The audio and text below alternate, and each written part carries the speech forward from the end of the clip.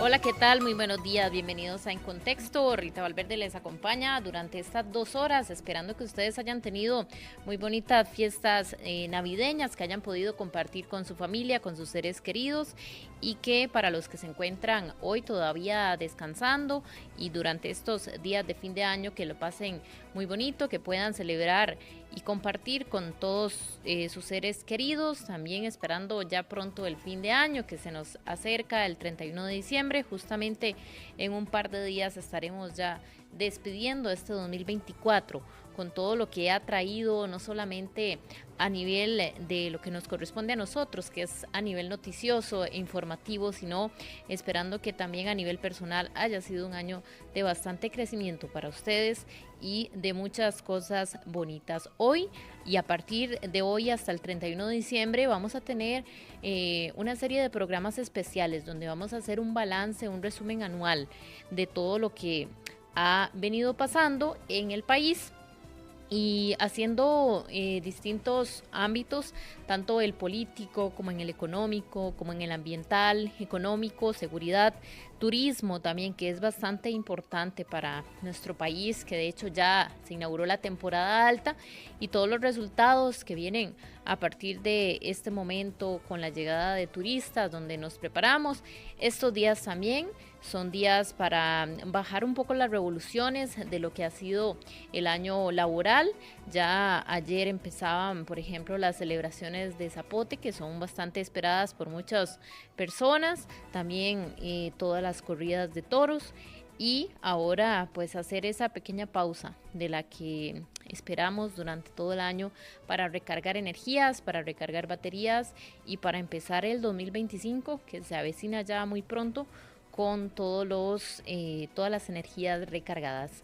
Como les decíamos, vamos a hacer a partir de hoy un balance, un resumen anual de esos temas importantes y también hoy partimos del ámbito político, que es hacer un recuento no solamente de lo que ha pasado en el ámbito del poder ejecutivo, que es a nivel del el mandato o el gobierno del presidente Rodrigo Chávez, sino que también todo lo que ha pasado, por ejemplo, en la Asamblea Legislativa, la aprobación de leyes, cómo ha sido esta dinámica, por ejemplo, de negociación entre los dos poderes, tanto el poder ejecutivo como el poder legislativo, y también importante el papel que ha tenido el poder judicial también en este año, en este desempeño. Sabemos que ha habido en distintas ocasiones enfrentamientos incluso entre los tres poderes, algo que se ha destacado a través de distintos informes y que sin duda no es parte de la democracia o nuestra característica del sistema político. Sin embargo, es parte de lo que vamos a analizar hoy, haciendo ese balance por toda la parte legislativa, pero también judicial en el ámbito político. Recordarles siempre estar en sintonía durante estos días a través de nuestras redes sociales, a través de nuestra página web, donde pueden encontrar todas las noticias y en esta página también pueden encontrar y unirse a la señal de Extra Radio, de Extra TV, es diarioextra.com. Aquí también, por supuesto, encuentran todas las noticias que tienen que ver con el periódico impreso y la parte digital. En esta página ustedes encuentran la plataforma de medios que conforma a Grupo Extra, tanto como les contábamos a nivel de radio 92.3 FM, la señal de Canal 42 y también la señal o las noticias digitales y todo lo que tiene que ver con la parte política internacional, deportes, sucesos y demás. A partir de hoy, entonces, iniciamos con ese recuento de los distintos ámbitos del país, haciendo ese resumen anual de lo que ha venido pasando en nuestro país. Y como bien les comentábamos, vamos a hablar sobre el ámbito político. Más adelante, después de nuestra primer pausa comercial, vamos a conversar con el politólogo José Carlos Chinchilla, justamente para poder profundizar un poco más sobre esos temas importantes que deberíamos destacar de este gobierno, de este año legislativo, de este año judicial y de este año también de lo que ha pasado en el gobierno de Rodrigo Chávez. Contarles también que a nivel de lo que tiene que ver con el trabajo que se ha realizado en la Asamblea Legislativa durante la legislatura comprendida que va entre mayo del 2023 y abril del 2024, se aprobaron un total de 120 nuevas leyes, lo que representa un aumento significativo en comparación con la legislatura anterior. De las leyes aprobadas, 59 son de naturaleza sustantiva, cubriendo áreas clave como la economía, asuntos sociales y temas judiciales, mientras que otras pertenecen a diferentes categorías. Este panorama también refleja los avances y los desafíos en la gestión legislativa, destacando la colaboración entre los dos poderes del Estado y el desempeño de la fracción oficialista. Ya en unos breves minutos vamos a escuchar parte del análisis o el balance legislativo que habían hecho nuestros compañeros del programa Desde Buena Mañana con dos diputados. Vamos a empezar con la del diputado Alejandro Pacheco, quien es el jefe de fracción del Partido Unidad Social Cristiana, quien se refiere justamente al trabajo que han hecho los diputados durante este último periodo y tanto en avance de proyectos como discusiones en las comisiones legislativas, que también ha sido parte de la labor que han realizado. Así es que bueno, vamos a empezar con esta entrevista. En Contexto, resumen anual.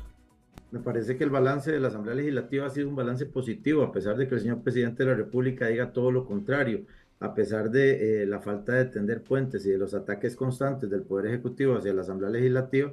La Asamblea Legislativa este año aprobó más de 345 proyectos de ley. En la última legislatura, en los últimos 3 meses, aprobaron más de 100 proyectos de ley, de los cuales están en el escritorio algunos del señor presidente de la República que aún no ha firmado. Y yo creo que ha sido un balance positivo esta última gestión, este último año. Avanzamos muchísimo. Es el año, yo creo que ha sido el año más productivo de esta Asamblea Legislativa, aprobando proyectos importantes para el país.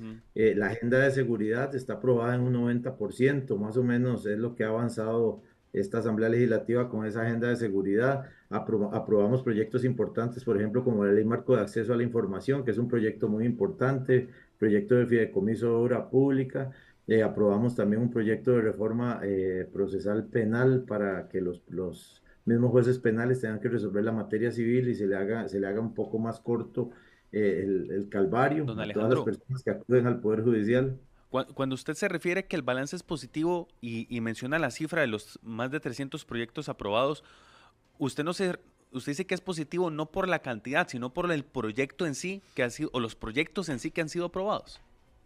Hemos aprobado proyectos de todo tipo. Lo que pasa es que, acordémonos, don Enrique, todos los proyectos, no hay ningún proyecto chayote, como dice el presidente de la República. Todo proyecto, la donación de una franja de terreno, por ejemplo, allá en Peralta de Turrialba, es un proyecto importante porque va a ayudar mucho a esa comunidad. Y podemos decir que es un proyecto chayote, como dice el presidente, pero no lo es porque va a ayudar a toda una comunidad. La donación de un terreno para un cementerio, por ejemplo. Proyectos de benemeritazgos también, que por cierto, en la sesión de extraordinarias del señor presidente de la República, de esos que él llama chayotes, presentó varios proyectos que están en la corriente legislativa y que finalizan en el mes de febrero. Entonces, por un lado ellos dicen que son proyectos chayotes y que no sirven y que no están ayudando, y por otro lado los convocan a extraordinaria, ¿verdad? Entonces uno no los entiende. Yo creo que todos los proyectos tienen un fin y o ayudan o perjudican a una persona. No creo que hayan proyectos que sean de verdad, que no vayan a colaborar en algo a Costa Rica. Una de las cosas que es muy compleja de entender, don Alejandro, y obviamente ahora que estábamos hablando con don Alejandra también, es que al ciudadano común, el que nos está escuchando a esta hora o está en su trabajo, le cuesta entender que por un lado alguien diga, es que ningún proyecto me sirve. Y por el otro lado diga, sí, pero es que aprobamos mucho y todos son interesantes, todos son buenos. Es decir, que una de las cosas en las que no hemos logrado comprender bien es el punto de encuentro entre si la Asamblea realmente ha funcionado o no, si se ha debatido o no, y de quién es la responsabilidad de que no se avancen en temas fundamentales, como lo decía el presidente de la República. Ahí es donde hay un choque, diputado, que a la gente común y corriente, a nosotros, a los ciudadanos, nos cuesta entender. ¿No? ¿Quién tendrá la razón en medio de todo esto? Claro, hay proyectos, don Enrique, importantísimos que se han aprobado y que se aprueban en la Asamblea Legislativa y que pasan para que los ejecute el Poder Ejecutivo. Ya una vez que salen de la Asamblea Legislativa le toca al Ejecutivo. Por ejemplo, todos los proyectos de seguridad que hemos aprobado ya le corresponden ya a otras entidades, digamos, ejecutarlo. Es importante, por ejemplo, hemos tenido un gran avance en un proyecto de ley en el de extradición de nacionales, que según todos los entendidos en la parte de seguridad, es uno de los proyectos que más van a desincentivar al narcotráfico para que se venga a establecer aquí en Costa Rica. Es un proyecto igual, nosotros no nos interesa de dónde viene el proyecto, si es bueno, lo trabajamos y lo aprobamos. Ese es un proyecto que no es de nuestra fracción, pero es un proyecto que yo espero que ya en esta próxima legislativa ya queden firme y podamos extraditar a todos los narcotraficantes nacionalizados costarricenses y costarricenses a Estados Unidos para ayudar en este problema del narcotráfico. Yo creo que todos los proyectos tienen algo de importancia y bueno, y hablar es muy fácil, don Henry, hablar es muy fácil, decir que solo proyectos chayotes, claro, el colibrí o no sé cuáles otros pueden decir que son proyectos chayote, pero la Asamblea Legislativa es muy grande, tiene más de 34 comisiones trabajando en este momento y no nos podemos dejar dedicar a un solo tema. Por ejemplo, en la materia de seguridad tenemos la Comisión de Seguridad, pero ¿qué pasa si toda la Asamblea Legislativa se dedica solamente a en materia de seguridad? El resto de comisiones no caminan. Entonces yo creo que tienen que ir acompañadas y todos van caminando porque es muy grande toda la cantidad de problemas y de temas que tiene Costa Rica como para dedicarse solamente a un tema, pudiendo avanzar en varios. Entonces, me parece que, bueno, y el presidente también se contradice porque en la sesión, en la convocatoria de extraordinarios, él presenta también proyectos para que caminen en la Asamblea Legislativa de esos que él les dice chayotes. En contexto, resumen anual. Teníamos las declaraciones y el balance que hacía el diputado Alejandro Pacheco, jefe de fracción del Partido Unidad Social Cristiana, que a su criterio es un periodo positivo. Los avances que han tenido con la aprobación de los proyectos que él dice son bastante cantidad comparado con la legislatura anterior. Por otro lado, también tenemos este balance que realizaron nuestros compañeros de Buena Mañana también con la diputada Pilar Cisneros, que es la diputada oficialista del Partido Progreso Social Democrático. Así es que vamos a escuchar también cuál es el criterio de ella sobre esta sección o este periodo legislativo 2024.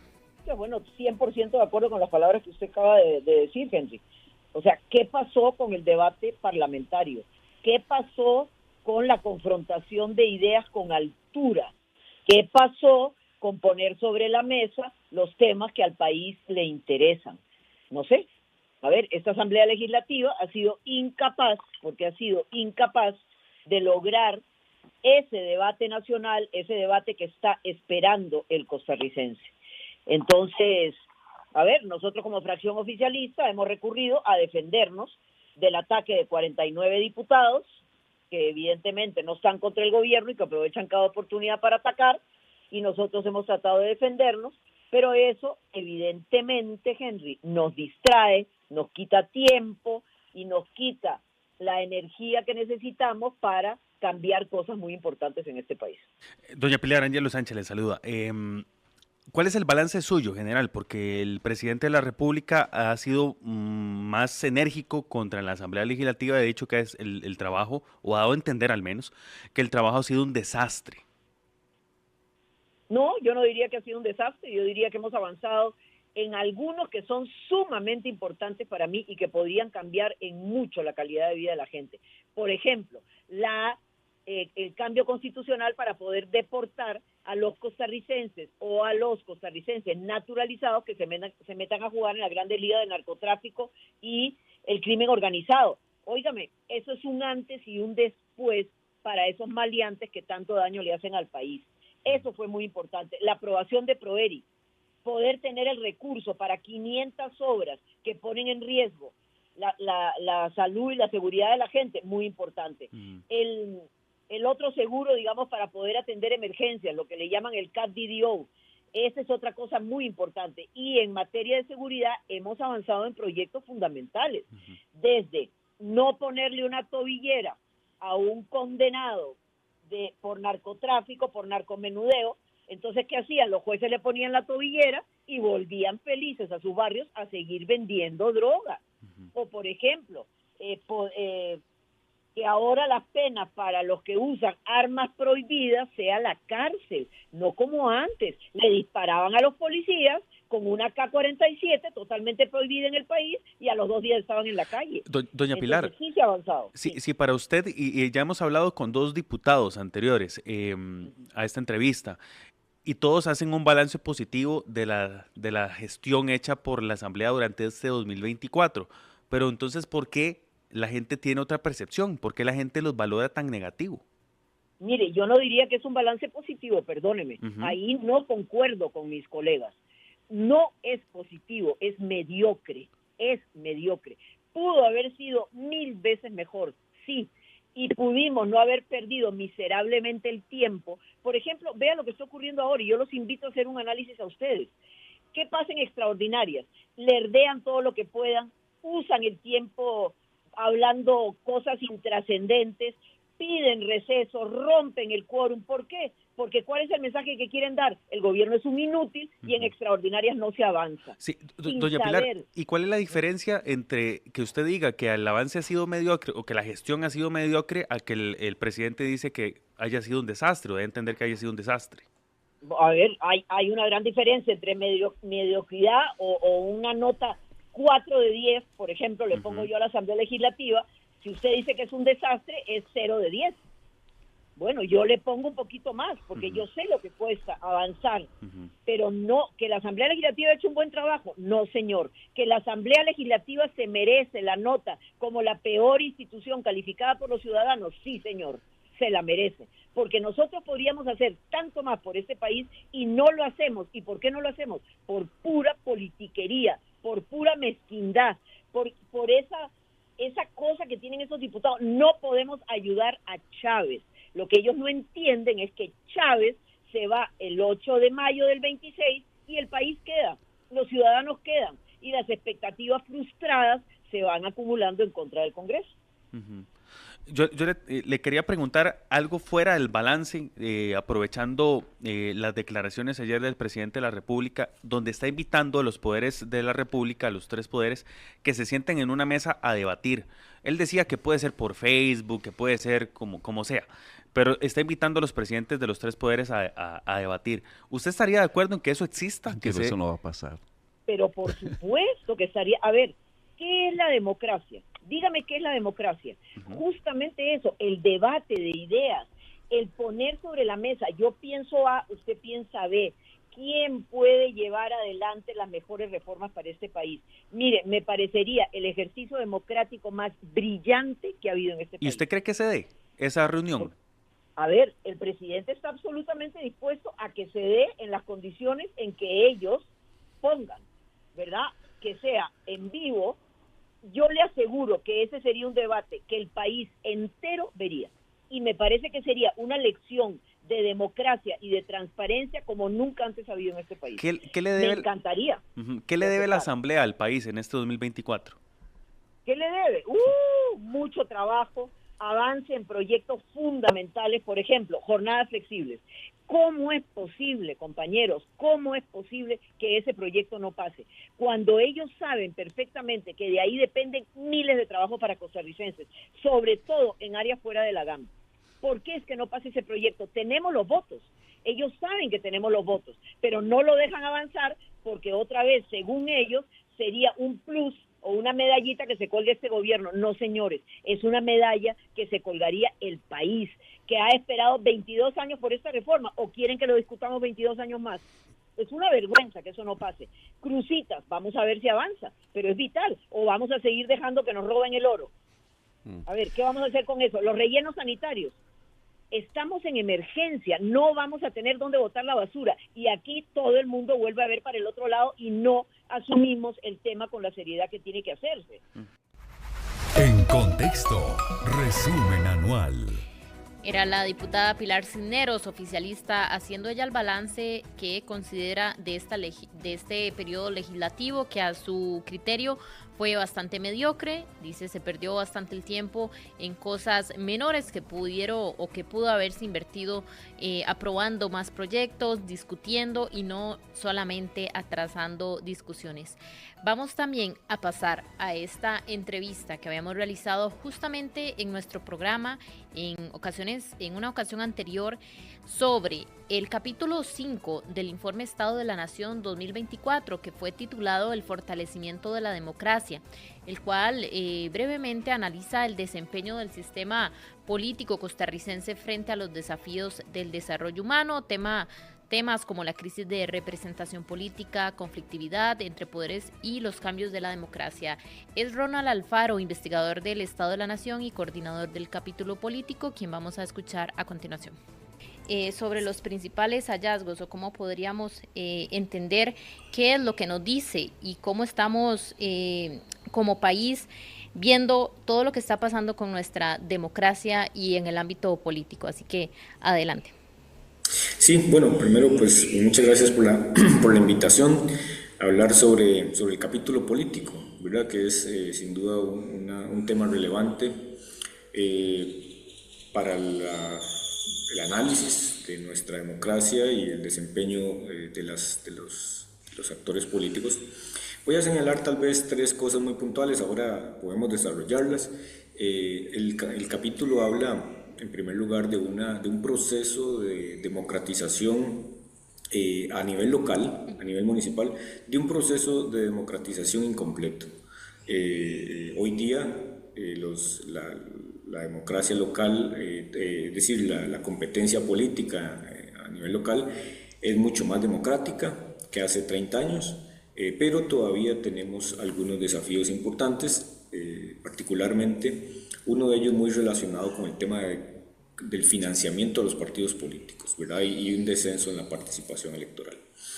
Por otra parte, el informe señala que en una circunstancia en la que los actores políticos deberían cooperar y colaborar, estamos en una etapa en la que los poderes de la República y los actores políticos en general están enfrascados en ataques y contraataques, ¿verdad?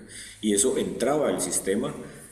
Es muy difícil que la democracia pueda entonces entregarle buenos resultados a la gente y mejorar su condición de vida, ¿verdad?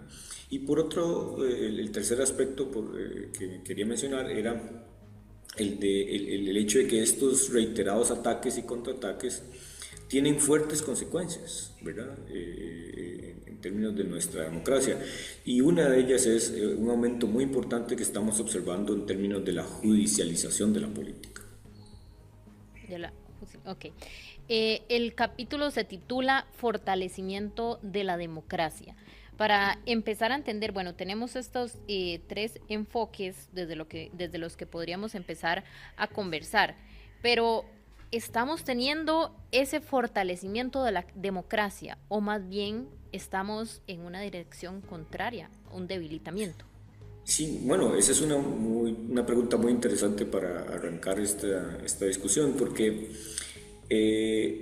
por un lado, digamos, sabemos y una cantidad de indicadores dan cuenta de que Costa Rica es una democracia sólida, una democracia consolidada, que en este momento no está, digamos, en cuestionamiento, ¿verdad? Ha dado señales de ser resistente, ¿verdad? Y ser resiliente, como podríamos denominarla. Pero eso no quita el hecho que esté expuesta a una importante cantidad de tensiones, ¿verdad?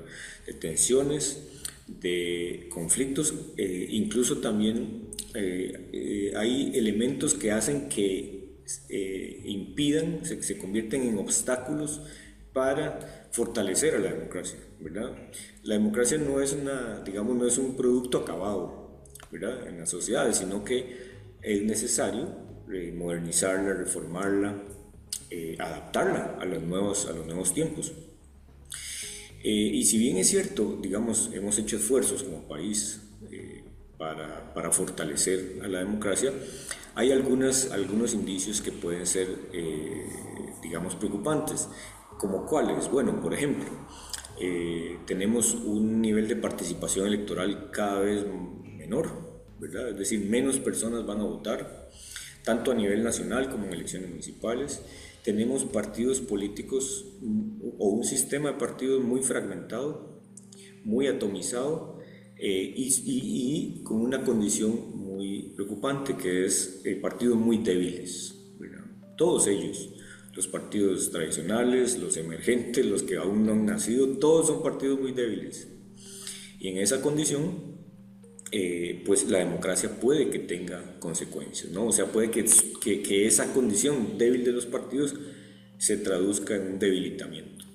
Entonces, nuevamente, la nuestra es una democracia consolidada, madura, pero está expuesta, digamos, a tensiones muy importantes que impiden, digamos, ¿verdad?, que podamos fortalecerla aún más, ¿verdad? Ese es el escenario en el que nos encontramos. Y un aspecto central aquí es el hecho de que, bueno, hemos cambiado muchas cosas en la democracia costarricense, hemos ampliado los derechos, incluso, bueno, como decía, hemos renovado las autoridades nacionales, las municipales, en todas ellas la ciudadanía puede participar. Pero un elemento central es que no hemos cambiado la forma en la que se financian los partidos políticos, ¿verdad? Y entonces, al tener un sistema de financiamiento que no está acorde a los tiempos y a las circunstancias, entonces nos ponen un riesgo muy alto, ¿verdad? ¿Cuál es ese riesgo? Bueno, por ejemplo, que se comprometa la autonomía y la independencia de los partidos políticos, ¿verdad? Y es algo que tienen que tener, digamos, las agrupaciones políticas para cumplir con su objetivo principal, que es representar a la ciudadanía. Pero hoy día la gente no se siente representada por los partidos políticos, ¿verdad? Como digo, ni por los viejos ni por los nuevos. Entonces estamos en una situación, en un impasse muy complicado.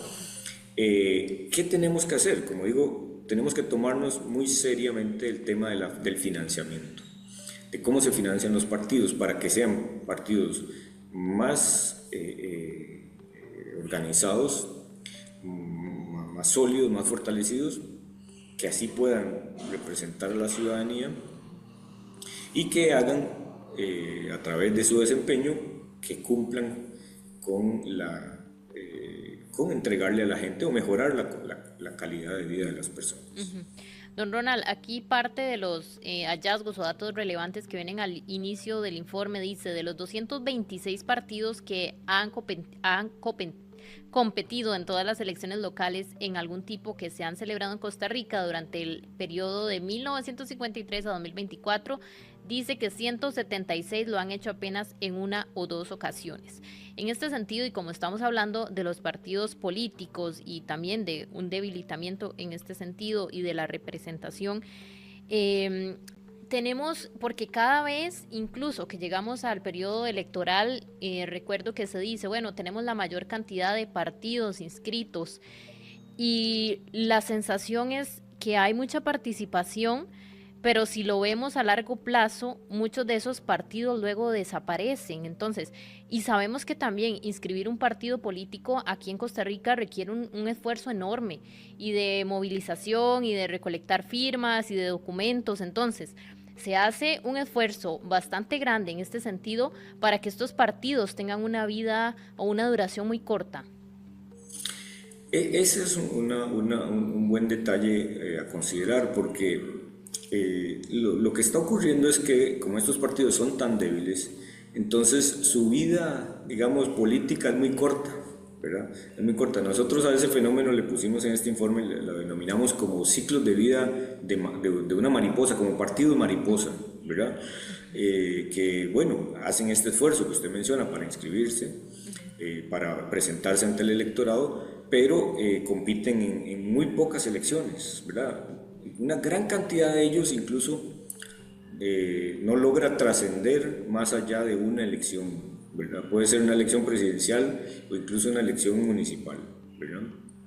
Claro. Entonces, en ese escenario, los partidos tienen grandes dificultades para lograr permanecer en el tiempo, ¿verdad? Para lograr establecer, digamos, una conexión con la ciudadanía, para lograr que se desarrolle una identidad partidaria, ¿verdad? Y entonces los partidos... En Contexto, resumen anual. Tenemos parte de esta conversación con el investigador del Estado de la Nación y coordinador del capítulo político del informe Estado de la Nación, el capítulo titulado Fortalecimiento de la Democracia, haciendo un repaso por lo que ha sido este año en el ámbito político. Y para ampliar justamente sobre lo que ha sido el año político y analizar esos distintos temas, vamos a conversar después de este corte comercial con don José Carlos Chinchilla, politólogo, haciendo un balance del ámbito político en nuestro país. Ya regresamos. En Contexto, por Extra Radio. De regreso en Contexto, conversando, como les contábamos antes de ir al corte, vamos a conversar con don José Carlos Chinchilla, quien es politólogo, y vamos a hacer un balance sobre lo que ha sido este año en términos políticos, cómo podemos analizar esa gestión de gobierno, no solamente lo que pasa en Zapote con el Poder Ejecutivo, sino también la Asamblea, el Poder Judicial y cómo ha sido esta relación entre estos tres poderes. Tenemos aquí en nuestra cabina a don José Carlos y le agradecemos por estar aquí este día hoy con nosotros analizando este tema tan importante. Bueno, es un gusto estar en Contexto para hacer este análisis sociopolítico, que es lo que nos dedicamos en parte. Gracias, don José Carlos. Empezar por haciendo ese repaso de los principales acontecimientos que podríamos decir o desafíos que han marcado la gestión de este 2024 a nivel político. ¿Cómo podríamos empezar a ver lo que en términos de resultados, cómo podemos analizar tanto la gestión que ha tenido el Poder Ejecutivo, que sabemos que a nivel mediático y ha sido un poco polémico, si podríamos decirlo así, toda la relación que tienen los poderes de la República, los principales, pero cómo podemos empezar también a ver eso en términos de lo que nos ha dejado bueno, ¿verdad?, para la sociedad. Bueno, yo diría que el año político, digamos, no necesariamente comienza el 1 de enero, sino que hay algún fenómeno en particular que hace que se reactive todo el juego político.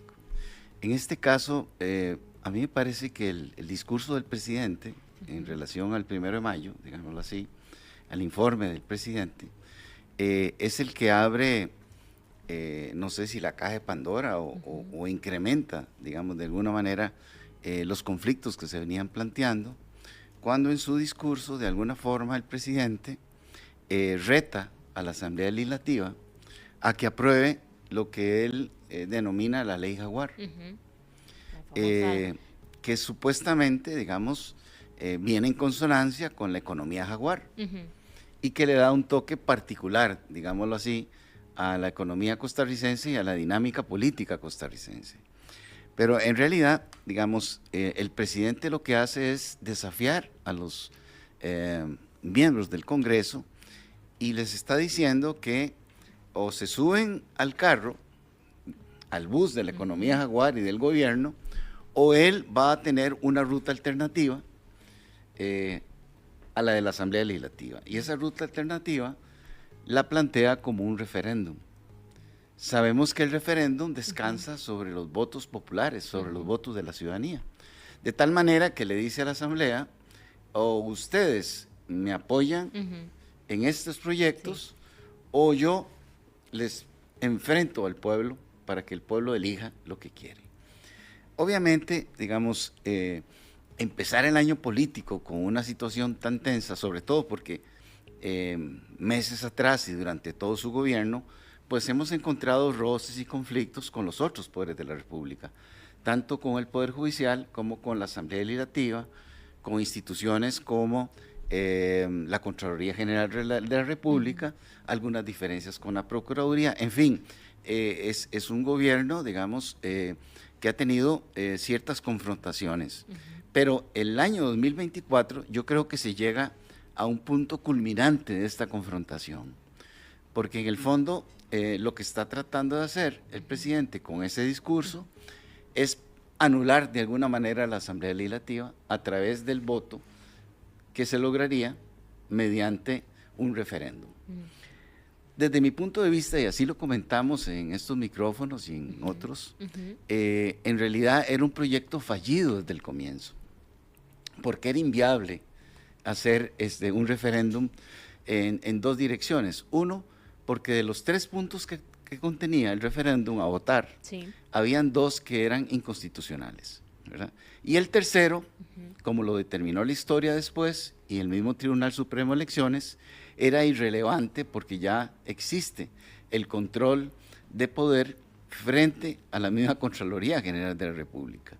Los otros proyectos eran inconstitucionales por las características que tienen, lo de crear esta zona marítima en Limón, en fin, eso era un proyecto fallido, pero era un argumento del presidente muy contundente para decirle a la gente, vean, yo quiero hacer estas cosas, pero la clase política no me deja, ¿verdad? Qué importante esto, porque yo creo que desde el inicio, entre líneas, era el mensaje que veíamos, que al final de cuentas, si esto no se llega a aprobar, es culpa de los diputados, porque los diputados no me quieren hacer caso. Es parte de lo que se podía entender del mensaje que daba el presidente, incluso cuando, ¿verdad? En estas 3 versiones, que al final terminaron siendo 3 versiones, ¿verdad? Que la Sala Constitucional dijo en 2 momentos que eran inconstitucionales, bueno, ciertos artículos, y al final de cuentas es interesante porque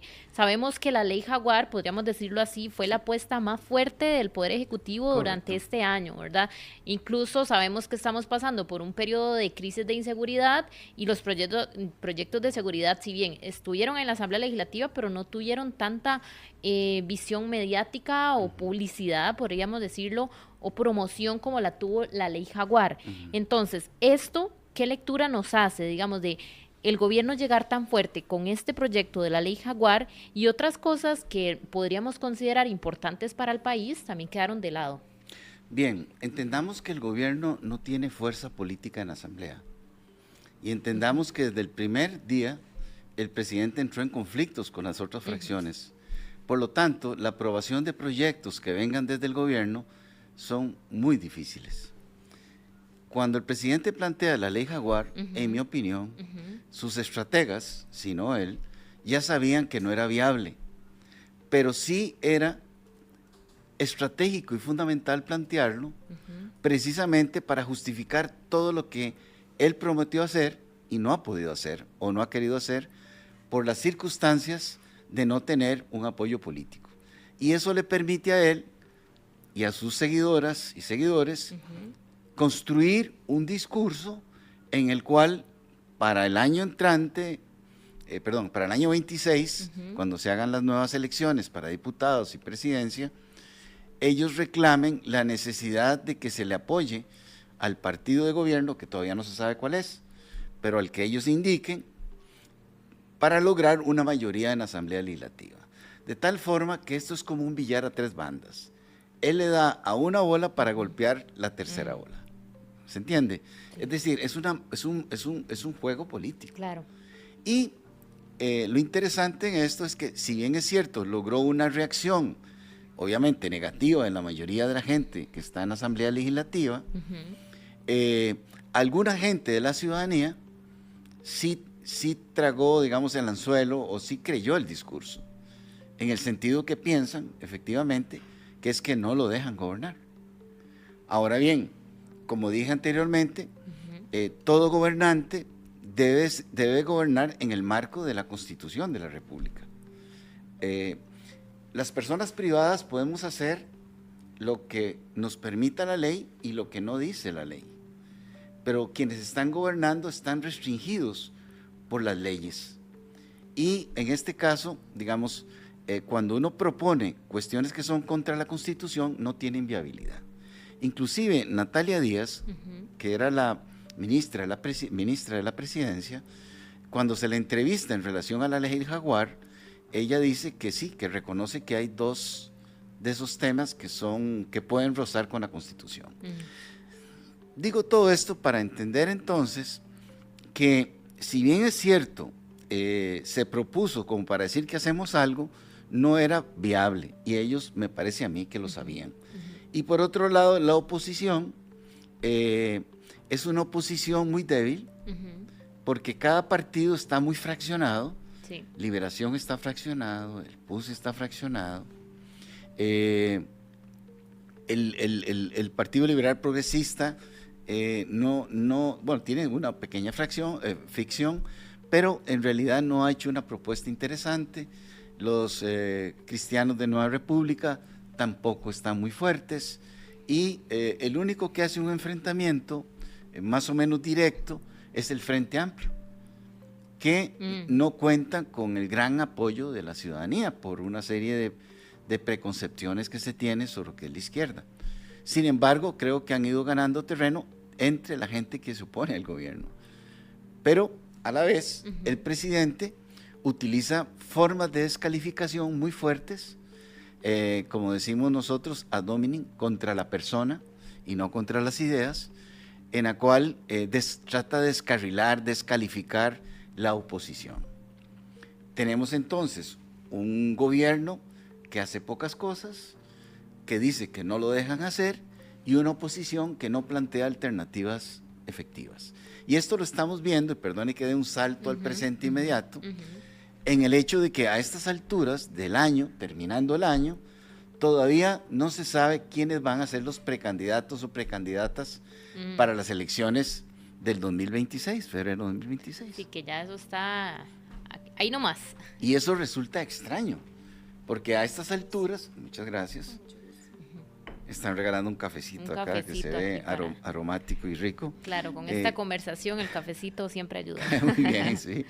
Y por lo tanto, digo yo, eso expresa, digamos, la debilidad de los partidos. Por otra parte, y hay que hacer señalamientos porque es parte de la política, el estilo del presidente invita a un debate al presidente de la Asamblea Legislativa, señor Arias, y al presidente de la Corte Suprema de Justicia, don Orlando Aguirre. Y obviamente eso es algo inédito. O sea, un presidente debatiendo con los otros presidentes de los poderes de la República. Porque aquí, ciudadanía, tenemos que entender que en la democracia existe una división de poderes precisamente para contrapesar un poder a otro. Y esto no significa otra cosa más que garantizarle a la gente que cada poder va a hacer lo que le corresponde. En este caso, obviamente, esta correspondencia, lo ideal es que sea una amalgama y que a través del argumento, del convencimiento, de la convergencia de ideas en favor de la ciudadanía, se puedan llevar proyectos adelante. Y se intentó hacer con el tema de la seguridad. El problema de la seguridad se le ha ido de las manos al gobierno y en realidad al Estado costarricense, no solo este gobierno, sino anteriores también, y entonces convoca una reunión, los tres poderes de la República llegan a ciertos acuerdos y esa ruta era la correcta, ¿verdad? Trabajar unidos para resolver el problema. Pero ¿qué pasa después? Empieza a haber diferencias y llega a culminar estas diferencias en el 2024, que creo que es un punto sobresaliente, cuando tal es el grado de diferencias que el presidente invita a debatir a los otros poderes de la República, cosa que no se estila, que no es conveniente y que va contra la lógica de la democracia de que haya cierta convergencia. Podríamos decir que más bien esto puede aumentar una tensión que ya de por sí ha estado ahí durante estos meses. Sin lugar a dudas, esto lo lleva al punto más alto. Ahora, podría ser que el 2025 se agregue a esta conflictividad el Tribunal Supremo de Elecciones. ¿Por qué? Por una razón muy sencilla. Difícilmente el presidente va a hacer valer lo que la ley le determina en relación al próximo proceso electoral. Y probablemente vaya a haber una gran cantidad de denuncias, y esto lo estoy previendo, aunque ya se han planteado algunas, de infracciones de la ley electoral, es decir, en la cual el presidente y sus ministras y ministros no pueden intervenir. Tal es la situación que inclusive la misma ley de la República plantea que 3 meses antes de la elección el gobierno no puede ni plantear propaganda en los medios de comunicación que hable de sus logros, ¿verdad? Es decir, por otro lado, también veamos un detalle que es interesante. Este es un presidente muy carismático. Le guste a la gente o no le guste, él es es una persona que es un eje, una luz atractiva.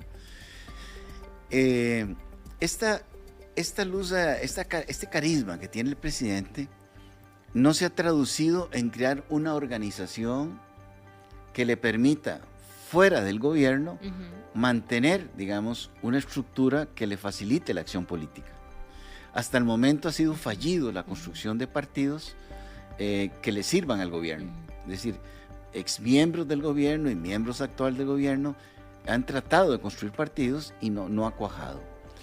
Esto no quiere decir que al final no tengan un partido, pero cuando tengan el partido, será un partido emergente, un partido taxi o un partido novísimo, totalmente nuevo. Y el presidente le va a costar mucho ponerle su impronta a ese partido, porque va a estar atado por las leyes. Y él las va probablemente a tratar de evadiar, ¿verdad? Claro. Darle la vuelta por acá, y entonces el Tribunal de Elecciones va a tener que intervenir. Y el presidente entonces se va a defender atacando al Tribunal de Elecciones. Entonces vamos a tener un problema adicional. Ya tenemos problema con la Contraloría, tenemos problema con el Poder Judicial, con el Poder Legislativo, y yo le agregaría que ya hay algunos atisbos con el Tribunal Supremo de Elecciones. Es que justamente, bueno, este es un punto porque nosotros hacemos un recuento y, por ejemplo, decimos, yo me devuelvo unos años atrás, por ejemplo, al gobierno de Carlos Alvarado, me acuerdo que hubo mucha movilización social, ¿verdad? Había mucha crispación, por ejemplo, cuando pasó lo de la ley fiscal, la reforma fiscal. Y entonces, si más o menos analizamos un poco lo que ha sido este gobierno, bueno, la movilización social tal vez no ha sido tan fuerte, sin embargo, sí podemos decir que esas tensiones políticas se han ido justamente a esta vía, que es la judicialización, ¿verdad? Correcto. Que todo lo que ha llegado, bueno, por vía constitucional, para ver si este proyecto que estamos planteando se puede o no se puede.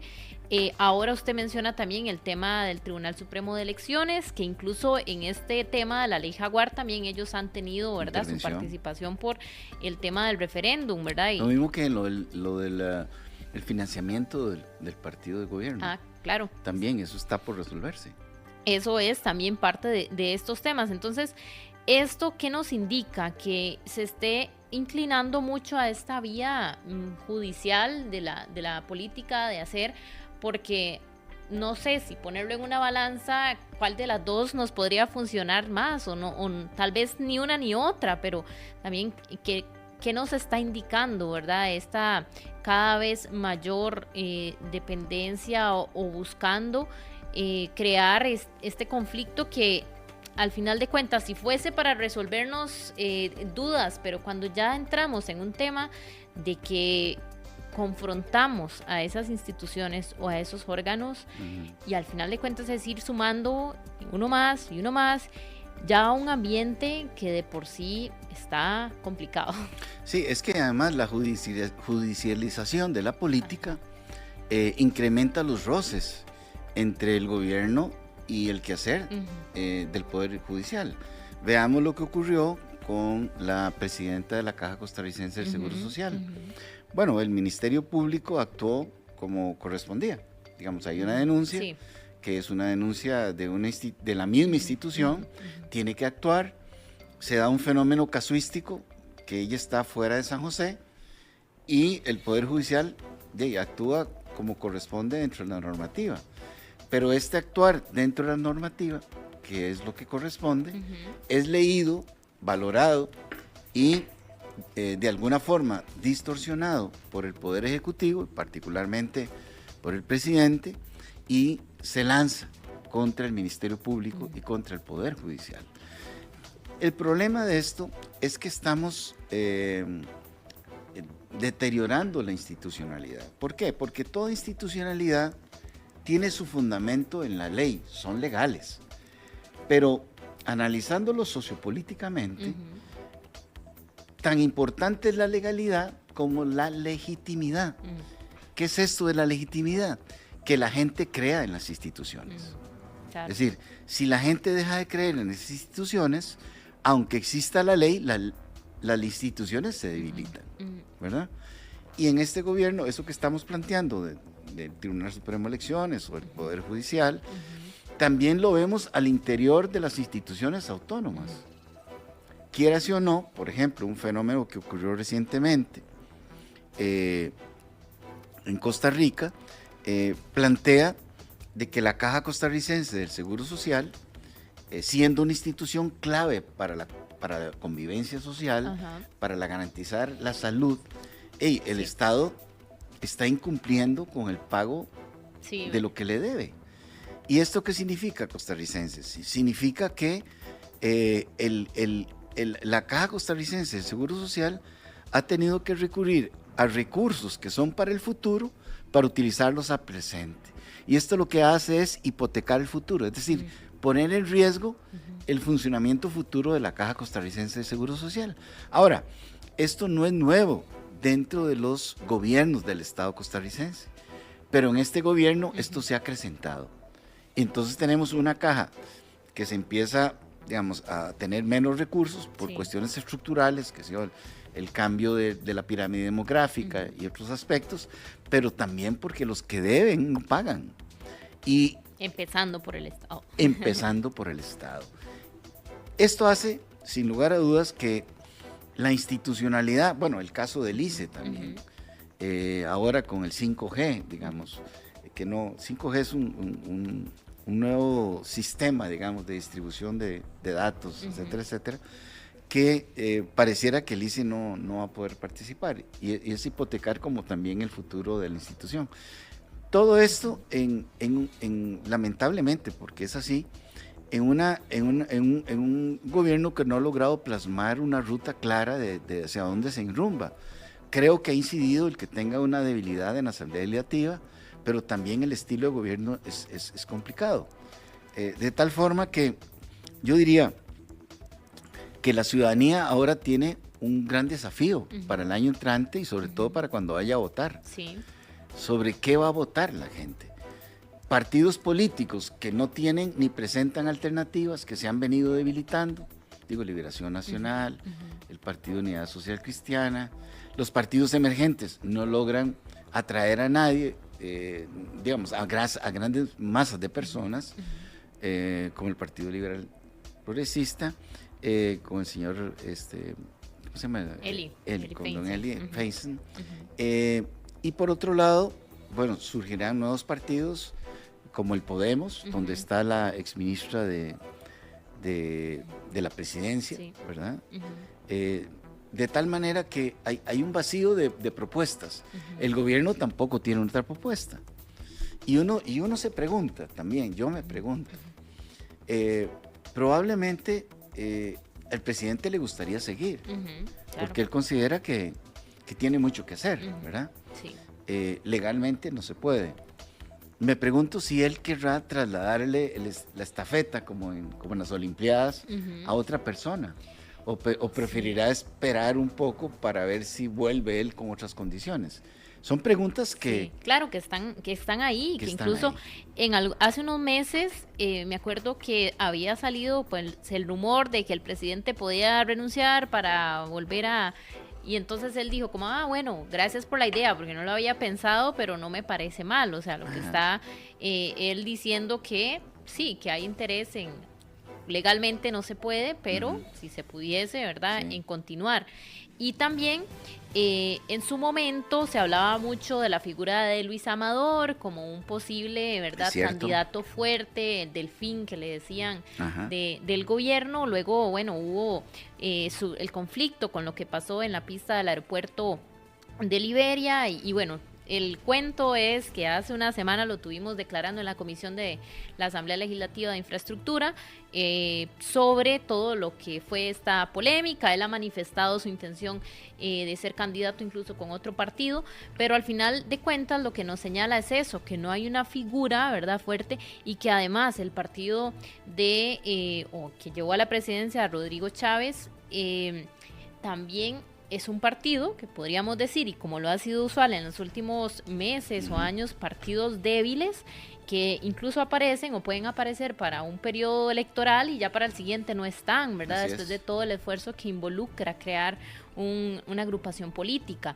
Entonces, La pregunta es también cuánto influye que este partido dependa tanto de la figura del presidente, que tiene un estilo, ya usted lo conversaba, muy particular, y que también ha tenido aceptación, porque lo que las encuestas señalan, por ejemplo, la encuesta del CIEP de la Universidad de Costa Rica, es un alto respaldo al presidente, y que en algún momento tendió a disminuir, pero luego incluso volvió a recapitular ahí con este apoyo. Entonces, ¿esto qué nos señala? Que se dependa tanto de un partido, dependa tanto de una figura, y que incluso su continuidad no se tiene clara. Sí, es una de las grandes debilidades, porque, bueno, hay un autor que se llama Max Weber que habla de la dominación carismática, y la dominación carismática se caracteriza porque la persona que está gobernando es infalible. Es decir, la gente piensa que es infalible. Y cuando esa persona se equivoca, la gente no se da cuenta, porque usualmente se traslada la responsabilidad a otra persona, qué sé yo, Amador, por ejemplo, digamos, o a la que fue ministra de Salud, o a la que fue ministra de Comunicación. O sea, el problema se traslada a otras, nunca se equivoca quien está en la cuestión carismática. Y eso le da fuerza. El problema está que el carisma yo no lo puedo trasladar a otra persona. Sí. Sí, eso es algo. Y si yo no he creado un partido, una estructura, digamos, cualquiera que sea, no va a tener el mismo nivel que el líder carismático, pero al menos la estructura le da posibilidades de continuidad. O sea, para bien o para mal. Vamos a ver, por ejemplo, un caso. En caso de Cuba, de Fidel, querido y odiado, era un individuo carismático y gobernó muchos años por su carisma, pero paralelamente creó un partido que cuando él fallece, el partido sostiene, para bien o para mal, sostiene el gobierno. Bueno, aquí, en el momento que el presidente deje su puesto de gobierno, no hay un partido que lo sustituya, digamos, o que lo contenga. Ese es un problema que tienen ellos sumamente serio. La ventaja que tienen, desde mi punto de vista, es que los otros partidos están tan dispersos, tan débiles, que cuesta. Bueno, se habla de personas interesantes, ¿verdad? Que surgen ahora por el contraste con el presidente, el caso del señor Álvaro Ramos.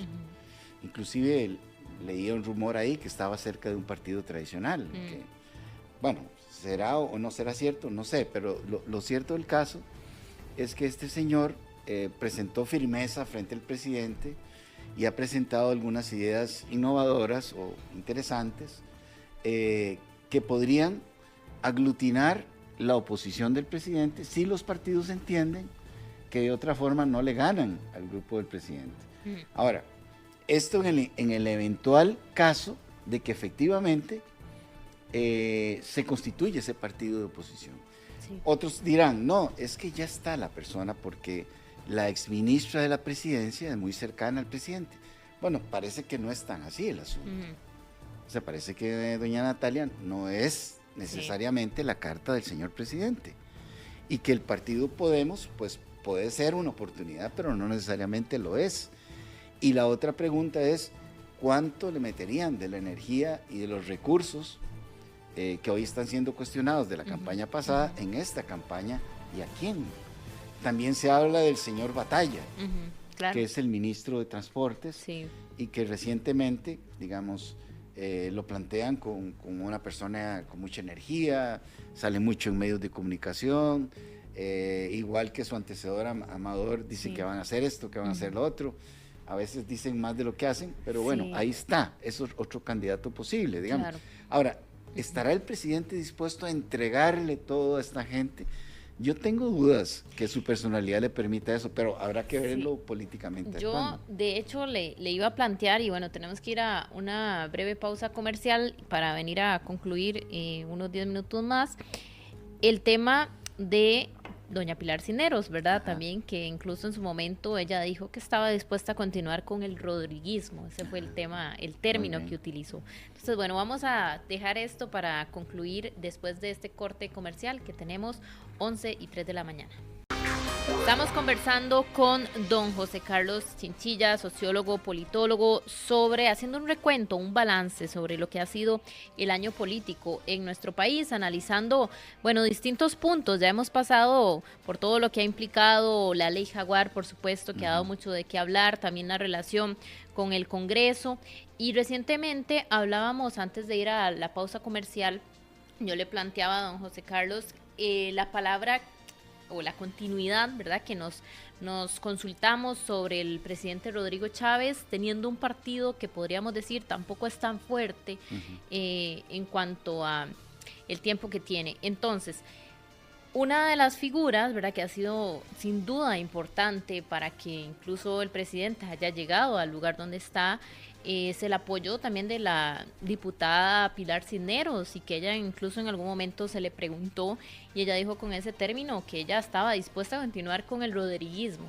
Hablar del rodriguismo, ¿verdad?, nos plantea, ¿verdad?, que ya hay un estilo muy personalista, si podríamos decirlo así, una forma de hacer política que... Casi que caudillista. Sí.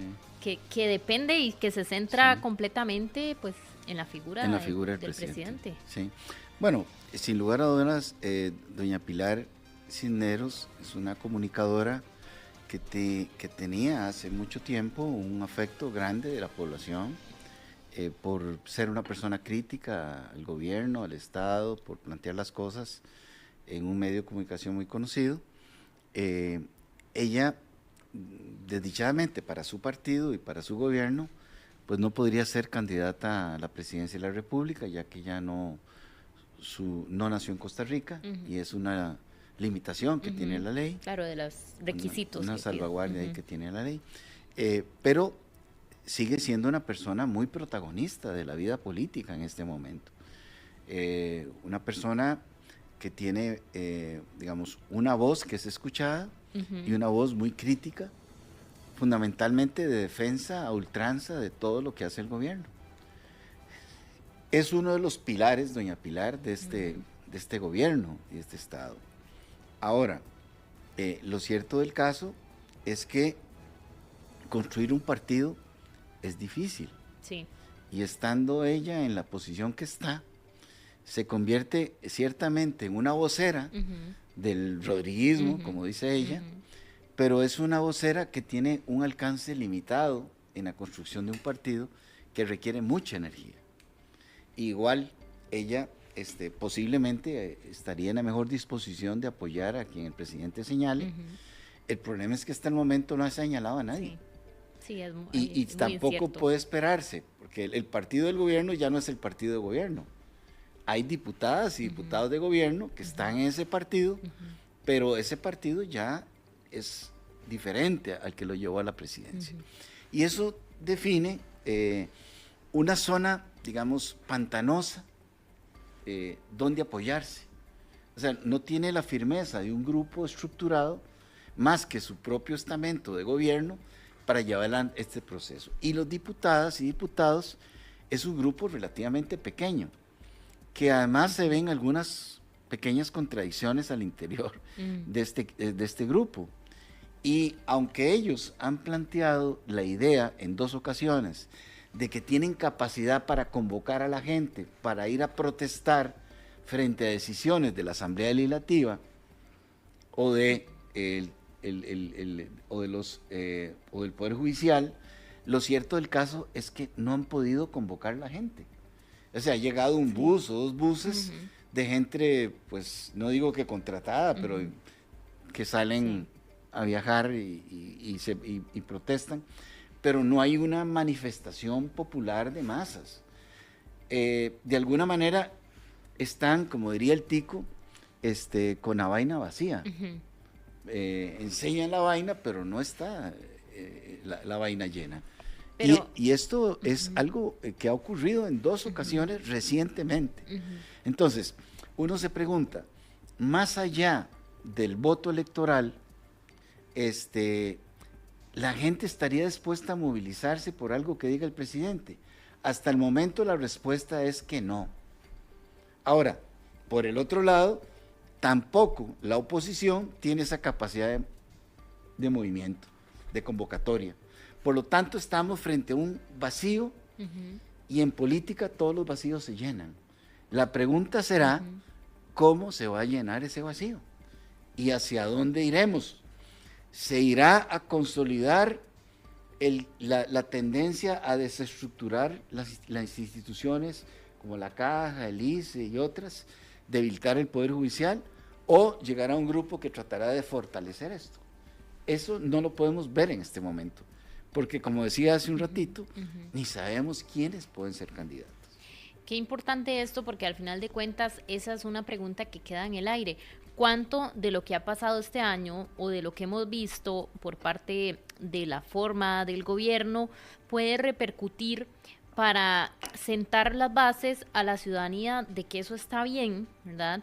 Y que al final de cuentas esa tendencia sea parte de lo que la gente busque en un candidato o candidata, futuro candidato, no solamente, ¿verdad?, de este partido, sino de cualquier otro, porque al final de cuentas estás planteando un punto de partida, digamos, donde, no sé, ya no se puede ir para atrás y borrar todo lo que ha pasado, ¿verdad? Y definitivamente. Entonces, ¿cuánto de eso, verdad, pueda influir en un futuro? Lo que pasa es que hay un asunto, y es que la historia se puede escribir de muchas formas. Es decir, los hechos se pueden interpretar de muchas formas. Es decir, lo que la oposición podría plantear como una falla del gobierno, el gobierno lo puede plantear como una obstaculización de los partidos políticos tradicionales. Es decir, el tema es cómo se va a construir este discurso. Y lo otro es cómo interpreta la gente su condición de bienestar o de malestar. De hecho, vivimos en la sociedad del malestar. Hay mucha gente que está molesta por muchas razones. Sí. Y lo vemos en el día a día, en la carretera, en las formas como discutimos, lo vemos en el estadio de fútbol, un grupo que pierde y se vuelve agresivo. O sea, estamos en una sociedad muy violenta, una sociedad del malestar. Ahora, la sociedad del malestar nos puede llevar a una situación peor que la que tenemos. El problema que tenemos adicionalmente, o en este contexto, es que no hay un discurso alternativo al gobierno legitimado. Puede que uno de los líderes que se plantea pueda construir eso. Y por el gobierno todavía no sabemos quién va a ser. Lo que sí sabemos es lo que van a decir. Lo que van a decir es, no nos dejaron gobernar, denos la oportunidad de gobernar, queremos hacer las cosas que no nos dejaron, denle el voto a fulano, sutano, mengano. Eso es lo que van a decir. Y de oposición, si siguen fraccionados, si siguen divididos, va a ser difícil contrarrestar esto. A la gente le tocará decidir a quién le cree. Y esa decisión no está fácil. ¿Por qué? Porque vivimos en un mundo donde hay mucha información que no necesariamente está basada en datos, que es cierta. Hay explicaciones que están por hacerse. En fin, esa es la situación y el drama que vivimos como ciudadanía, en un Estado que merecería efectivamente dos cosas básicas. Para mí, que se respete el marco jurídico legal que tenemos y que quienes lleguen al gobierno efectivamente piensen en la gente, piensen que la gente merece tener mejores condiciones de vida, que hay gente que hay que ayudarla porque no tiene la oportunidad digamos, laboral, etcétera, etcétera, y el Estado debe seguir dando los servicios de salud, debe seguir dando las becas, debe seguir permitiendo la existencia de áreas donde la gente puede ir gratuitamente, y por supuesto se debe garantizar una información libre y veraz como la que ustedes están planteando en este programa y en esta empresa de comunicación.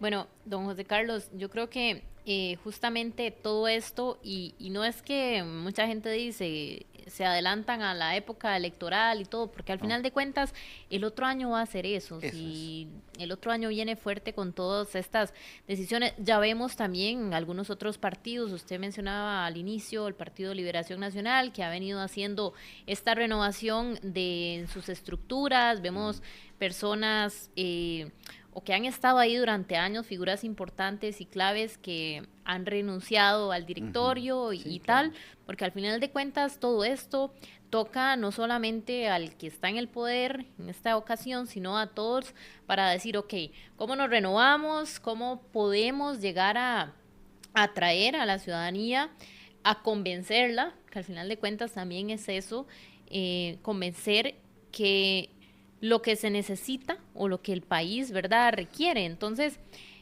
don José Carlos, y ya yendo como un poco a la conclusión de todo este tema, no solamente habiendo pasado por todos los desafíos, sino de cara a lo que viene, ¿verdad? Un poco tal vez a la ciudadanía, esa guía de lo que deberíamos, entre tanta información, apartar y entender como lo importante, y también el balance que cada persona pueda hacer, no solamente, ¿verdad?, desde lo que escucha, porque muchas cosas que trascienden de la manera mediática pueden ser tal vez no tan importantes como lo que pasa en el Congreso cuando se aprueba una ley, ¿verdad? Que al final de cuentas es lo que va a impactar en la vida de los costarricenses. Yo creo que la gente debería ir de lo simple a lo complejo. Primero, preguntarse si ahora el servicio de salud que reciben a Caja es mejor o peor que antes. Si el servicio que reciben sus hijas y hijas en el sistema educativo es mejor o peor que antes. Si la seguridad que tenemos en el país es mejor o peor que antes. Si el clima, digamos, de vivencia y de compartir, de violencia, es mayor o menor que antes. Eso es muy importante. Aunarlo luego también a lo que nos digan de lo que quienes aspiren a la presidencia y a la Asamblea Legislativa piensen hacer. Muy pronto nos vamos a dar cuenta si algún ministro o ministra o hasta el mismo presidente va a aspirar a algún puesto político, porque ya tienen que renunciar un año antes del proceso electoral. De tal manera que después de febrero, del 1 de febrero, sabríamos con detalle si hay alguna posible aspirante. Ahora, ser aspirante es eso, ser aspirante, no garantiza nada.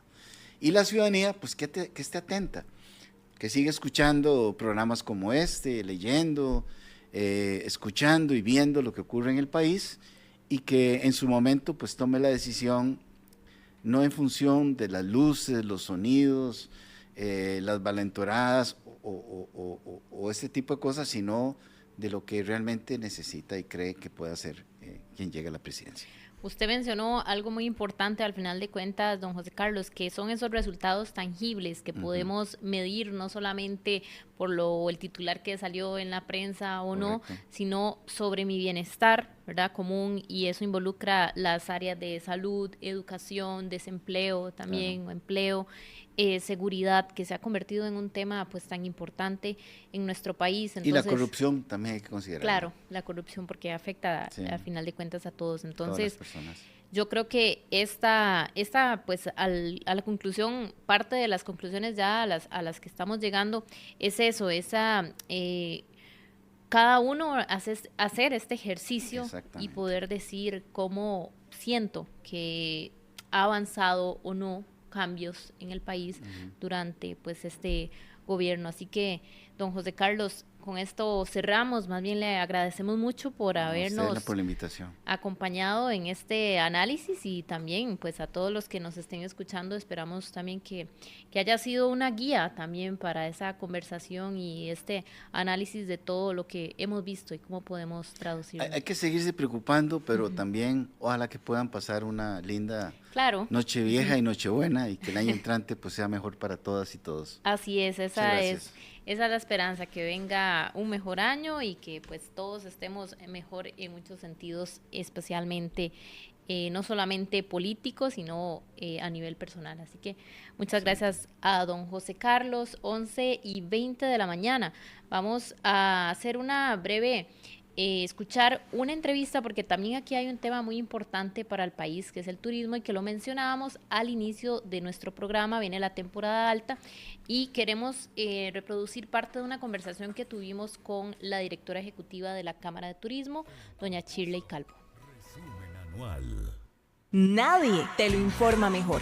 Nadie te lo dice tan directo. Nadie te lo analiza tan a fondo. A nadie le pasan las cosas que me pasan a mí. Te lo contamos como nadie más puede contártelo, de lunes a viernes, desde las 8:30 de la mañana. Tigo Sports Radio, por Extra Radio. En las mañanas, Extra Radio. En contexto, resumen anual. Bueno, nosotros siempre con mucho entusiasmo, con mucha innovación y con muchas ganas de sorprender a los turistas nacionales y extranjeros, pues con toda la propuesta de valor que tiene el producto turístico costarricense, la diversificación de zonas en el país para visitar, y la atracción de nuevos mercados, producto de la estrategia de expansión que ha tenido el Instituto Costarricense de Turismo, que nos están trayendo a Costa Rica turistas que antes no necesariamente venían de regiones del mundo o de países vecinos que normalmente no venían a Costa Rica a turistear, como el mercado mexicano, que es un mercado que se ha estimulado y que ha respondido muy bien, y recientemente el mercado brasileño, con quien ahora tenemos un vuelo directo a través de una nueva aerolínea, y todos esos esfuerzos pues lo que nos hacen es sentirnos satisfechos en el sentido de que seguimos siendo opción para el turista internacional y una opción predilecta, porque la verdad es que hemos venido aumentando los números de visitación y creemos que este año se va a cerrar como un año récord, ya lo ha dicho así el ICT, pero bueno, viendo también con expectativa lo que viene, porque hay retos, ciertamente como usted lo plantea, que el desarrollo nos exige y que de alguna manera lo vemos con preocupación. Básicamente el estado de la infraestructura en el país es una de las cosas que más nos preocupa. Ok, creo que eso, hay distintas vías, ¿verdad? Usted muy bien hablaba, hay nuevos mercados y esto representa toda una oportunidad para el país, abrirse a nuevos países y hacer contacto incluso aéreo, como este caso del vuelo que se suma de Brasil. Y en este sentido, bueno, hay una necesidad también de innovación y de como país irnos adaptando, porque creo que hemos trabajado justamente para esto, para posicionarnos como un destino que ofrece muy buenas opciones, además que es muy atractivo, ¿verdad? A nivel internacional. Pero sin embargo, haciendo un poco este análisis de cómo estamos a lo interno, ¿en qué sentido la infraestructura? ¿Cuál ha sido tal vez la problemática que se ha enfrentado respecto al desarrollo que podría llevar esta limitante?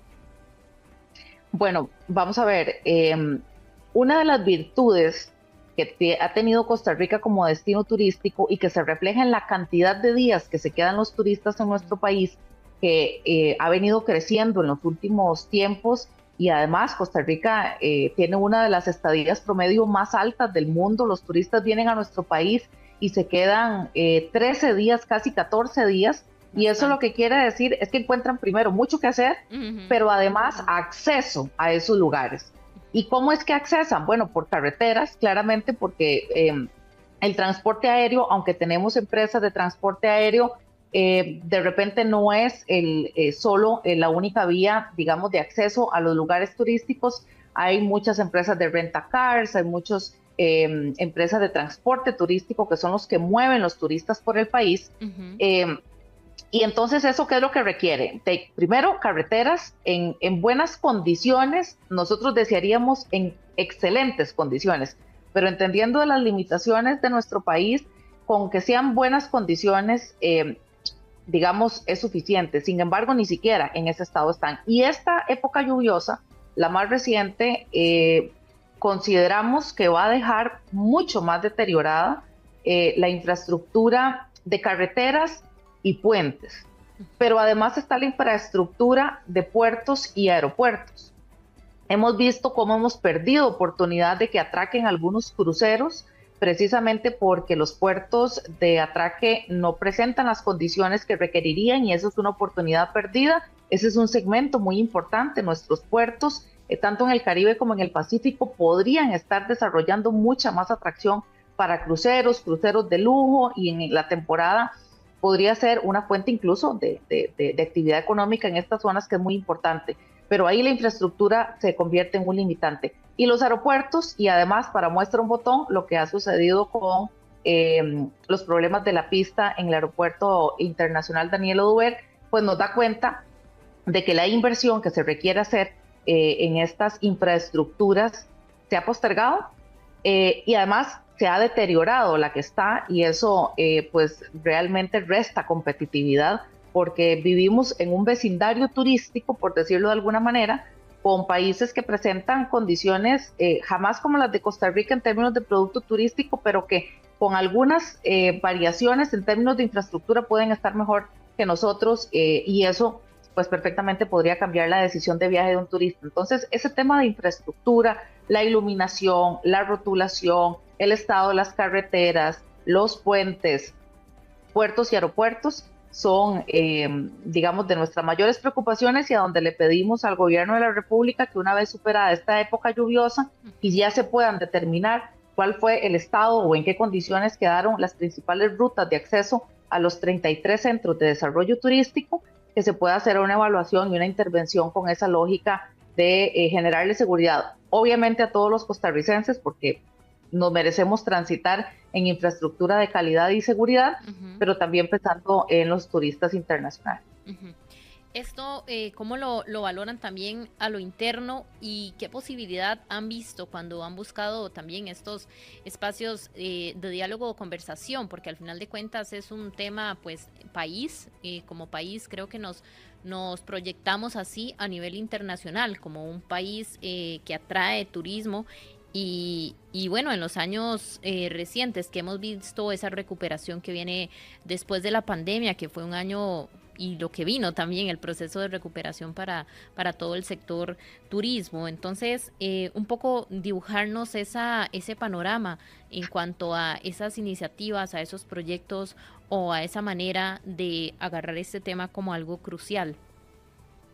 Sí, bueno, vamos a ver, nuestro primer contacto a nivel de coordinación con el Estado, con el gobierno, es el Instituto Costarricense de Turismo, y ahí otra de las virtudes del modelo de desarrollo turístico de nuestro país es que hemos siempre tenido una muy buena coordinación y comunicación con el Instituto Costarricense de Turismo, y de hecho la apuesta de haber nombrado a don William Rodríguez como ministro, que es una persona que ha trabajado toda su vida en el sector privado, ha sido una puerta que se ha mantenido abierta, y los canales de comunicación y coordinación con nosotros, ministerios e instituciones públicas. Pero sabemos que el Ministerio de Turismo no cuenta con todas las condiciones, ni legales ni presupuestarias, para poder atender todo lo que el sector turístico requiere en términos de infraestructura, en términos de seguridad, aunque sí en términos de promoción. Entonces, esa coordinación que se ha hecho a través del ICT ha sido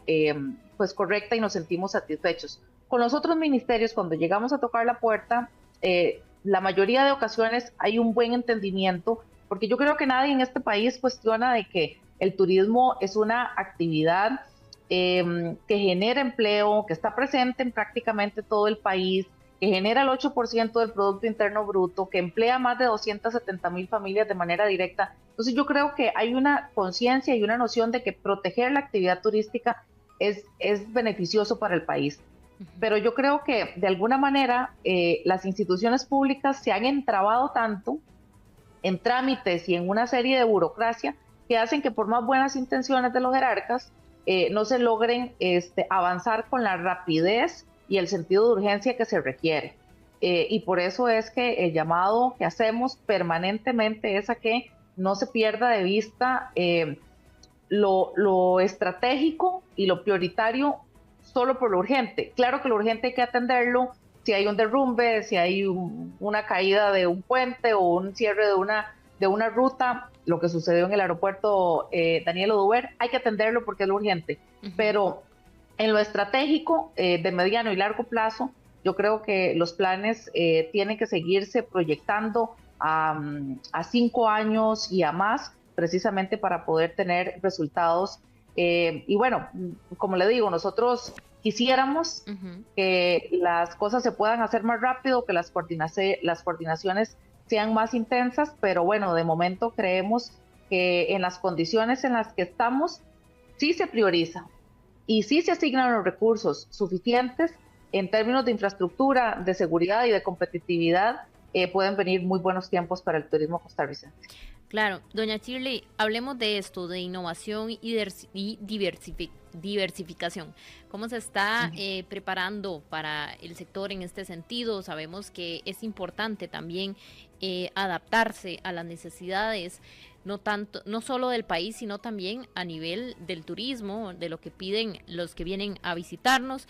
Y también en este sentido me imagino que habrá mucho análisis de cuál es esta experiencia que tienen los turistas en su estadía en nuestro país y qué cosas, ¿verdad?, podríamos ofrecerles adicionales para que esa estancia sea lo más y mejor para ellos.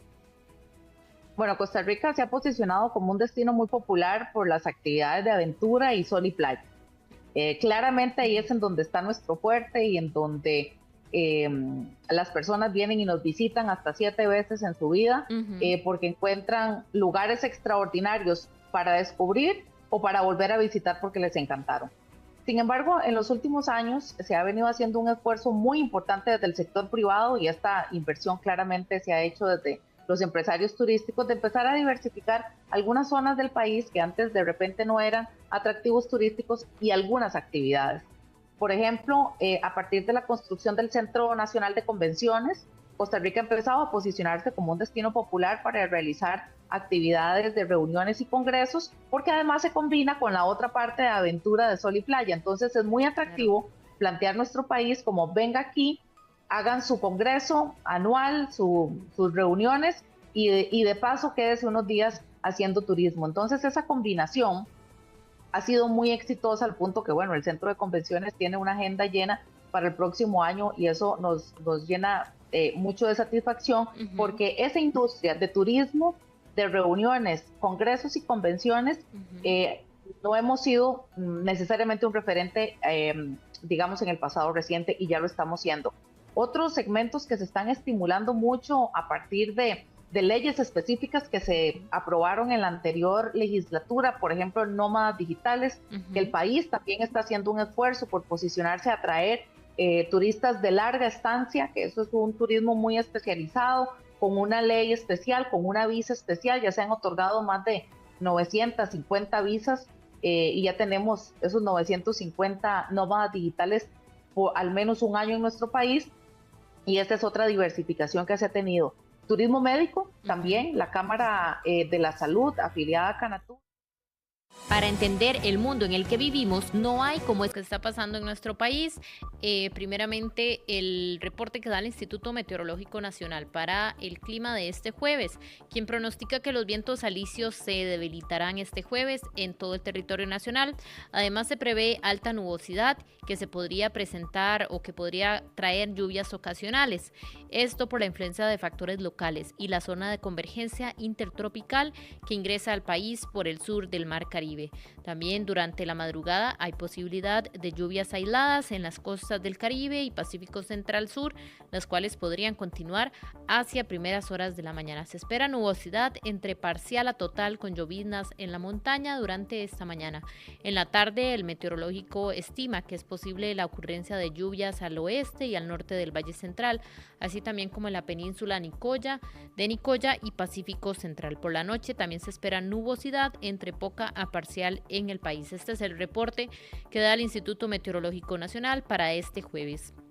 Pasando a otras noticias, esta vez en el tema de sucesos, la Cruz Roja costarricense confirmó haber encontrado al hombre extranjero desaparecido en Pico Blanco. El hombre de aparentemente origen europeo fue encontrado con vida y se encuentra siendo valorado por los cruzrojistas en la montaña.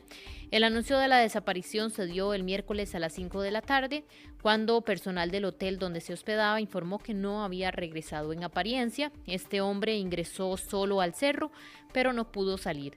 Ricardo Arias, quien es el vocero de la Cruz Roja, informó a Extra Radio que fue hallado con lesiones leves y con hipotermia. Ante esto, la Cruz Roja costarricense se habría movilizado durante el miércoles hasta las 11:30 de la noche y retomando las labores este jueves con el fin de ejecutar el rescate de esta persona. del operativo de búsqueda y rescate participaron al menos 20 cruzrojistas.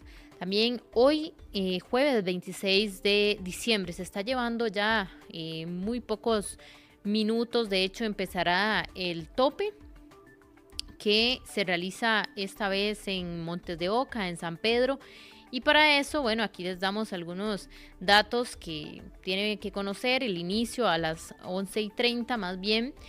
Y el recorrido que se espera que haga, bueno, los caballistas se preparan desde el Boulevard Dent, Los Yoses, pasando por el Mall San Pedro, la Fuente de la Hispanidad, el Parque John F. Kennedy, la Calle de la Amargura, la Universidad de Costa Rica, pasando por la Municipalidad de San Pedro y regresa al punto de inicio. Los cierres empezaron a partir de las 11 de la mañana. También hay cambios de paradas para que si usted se dirige para esta zona tenga en consideración esto, que pudo haberse movido la parada por otros sitios.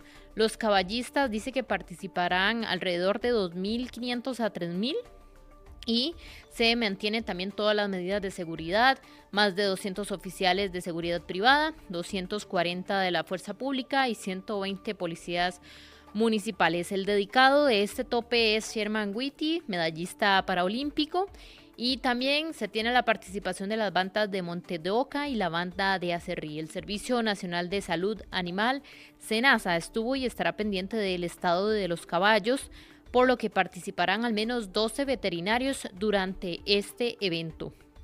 También empezaban los tradicionales toros a la tica, de fiestas de fin y principio de año que dan comienzo la tarde de ayer en Pedregal con los toros a la tica, una actividad que tiene más de 20 años de realizarse, donde los costarricenses también disfrutan de estas fiestas de año entre fin de año 2024-2025. Y en la edición habrá, bueno, todo lo que implica los inflables, también mesas saltarinas, canopy, juegos mecánicos. Toda esta información es parte de lo que traemos a través de nuestra información digital de diarioextra.com. También, paralelo a esto, las fiestas de Zapote que dieron inicio ayer, 25 de diciembre.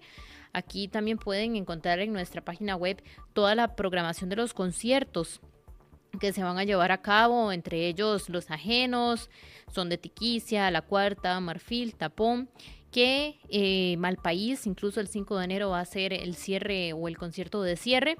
La Municipalidad de San José también indicó que se contará con grandes áreas de juegos mecánicos, zona libre de venta de licor, área de bares, redondel de toros y todas las novedades que traen para este año, según había dado a conocer el alcalde de San José, Diego Miranda, cuando realizó una conferencia de prensa. Todo esto es parte de lo que se viene para este fin de año. También, por supuesto, que estaremos muy atentos a todo lo que acontezca, ya sea en otros ámbitos, tema de seguridad, sucesos o también en otras áreas. Así que, bueno, esto es parte del repaso que tenemos de las noticias nacionales. También vamos a escuchar parte de estas notas que, bueno, prepararon nuestros compañeros de televisión sobre esta época, empezando por nuestra compañera Sheila Paniagua, quien nos habla sobre estas personas con condición de calle que han visto en este programa Chepe se Baña una oportunidad para salir adelante.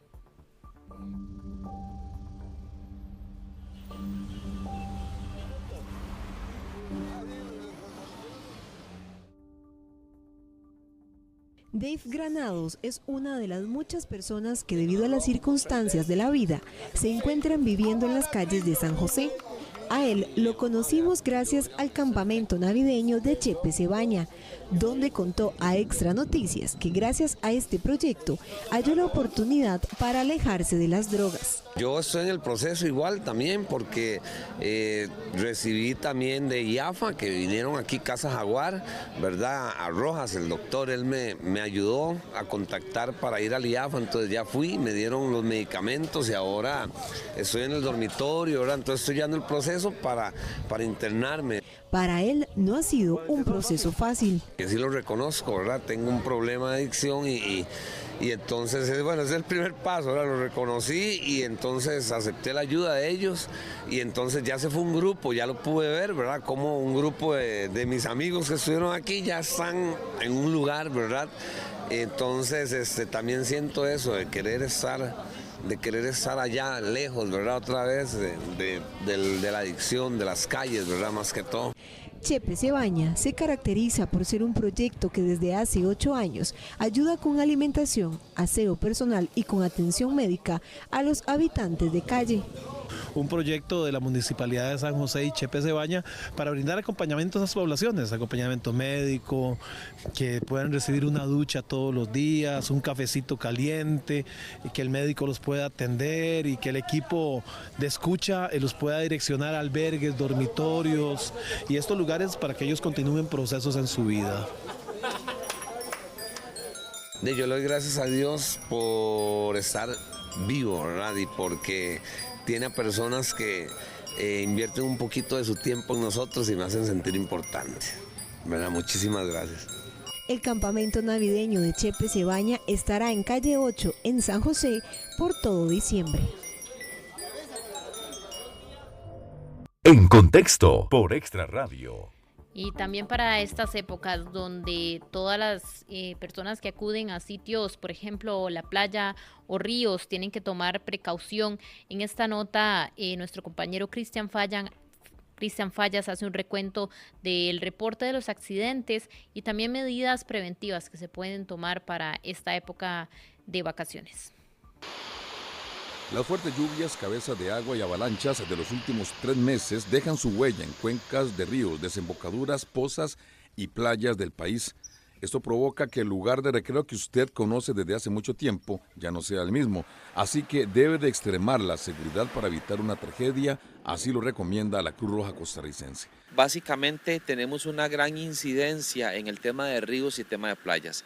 De igual forma, periodo vacacional, si voy a visitar las playas, tengo que buscar playas que precisamente tengan servicio de guardavidas para que ellos nos puedan orientar, producto de la consulta que le vamos a hacer, en cuál sección de la playa, cuál es el tramo en el que yo podría estar que sea el más seguro. En caso de que yo no logre ubicar el guardavidas, pero logro ubicar que hay banderas a lo largo de la playa, vamos a encontrar banderas color rojo, color amarillo y color verde. La bandera color rojo lo que significa es no voy a ingresar, no debería estar en ese tramo de la playa o en el agua en esa parte. La bandera amarilla lo que nos está diciendo es que yo puedo ingresar, sin embargo tengo que tener mucha precaución por el tipo de corriente o lo que podría cambiar. Y la bandera verde es donde yo puedo estar, sin embargo no puedo bajar la guardia porque precisamente es un tema totalmente natural. Adicional a esto, lo que ya conocemos, no ingresar bajo efectos del licor o cualquier sustancia que pueda alterar la capacidad de respuesta.